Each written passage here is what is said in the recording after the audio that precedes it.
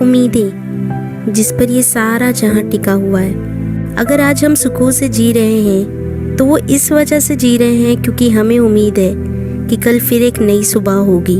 हम सभी अपने हर एक पल इस उम्मीद भरी दुनिया में जीते हैं। आप अभी जिस वीडियो को देख रहे हैं वो भी इस उम्मीद से बनाई गई है कि शायद हम किसी के लाइफ में थोड़ा सा वैल्यू ऐड कर सकें। लेकिन सोच कर देखिए, अगर हम होप्स रखना छोड़ दे तो क्या होगा?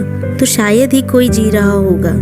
विक्टर फ्रैंकल ने man search for meaning book में अपने उस एक्सपीरियंस को डिटेल में लिखा है जो कि उन्होंने सेकेंड वर्ल्ड वॉर के समय नाजी कंसंट्रेशन कैंप में ऑब्जर्व किया था। विक्टर फ्रैंकल एक साइकोलॉजिस्ट थे जिन्हें बाकी कैदियों की ही तरह कैंप में डाल दिया गया था। उन कंसंट्रेशन कैंप में सभी लोगों से बहुत बुरी तरह से व्यवहार किया जाता था।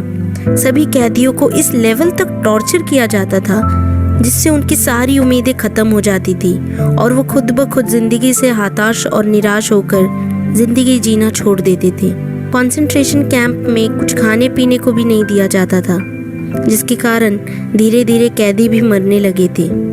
विक्टर फ्रैंकल ने अपने आंखों के सामने अपने दोस्तों को, अपने फैमिली मेंबर्स को मरते हुए देखा था। विक्टर एक इंसिडेंस बताते हैं जिसमें उन्हें एक कैदी कहता है कि उसने एक सपना देखा जिसमें एक आवाज गूंजी कि मुझसे जो पूछना है वो पूछो।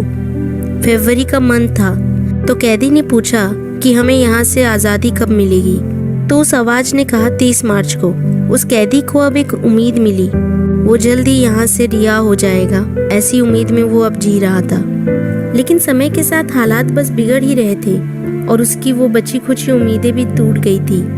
29 मार्च को वो बीमार पड़ गया एंड 30 मार्च को उसकी मौत हो गई। इस बुक से मैंने एक पर्पसफुल थीम सीखा है। It's not what you expect from life, it's what life aspects from you. हमारी लाइफ में जब भी कोई प्रॉब्लम्स आती हैं तब हम सोचते हैं कि हमारी लाइफ वैसी क्यों नहीं है जैसा हम चाहते हैं। But at this specific point of moment life हमसे एक्सपेक्ट करती है कि हम उस प्रॉब्लम को लेकर जिंदगी भर रोते रहेंगे या फिर उस प्रॉब्लम को सॉल्व करते हैं। एंड दोस्तों, आज के सिचुएशन से बेस्ट एग्जाम्पल शायद ही कोई होगा। लाइफ हमें हमेशा टेस्ट करती है कि क्या सच में हम उसे जीने के लायक हैं। कभी सिचुएशन सबके लिए सेम होंगी पर एक्शंस पूरी तरह डिफरेंट होंगे, और कभी एक्शन सबके लिए सेम होंगे बट आपको डिसाइड करना होगा कि उन एक्शंस को आप कौन से सिचुएशन में यूज करते हो। हमारे जीने का नजरिया ही हमारे लाइफ के मीनिंग को दर्शाती है, और अगर हम खुद को अच्छी तरह से जान लेते हैं तो हमें फिर अपने लाइफ के मीनिंग को ढूंढने की कोई ज़रूरत नहीं पड़ेगी।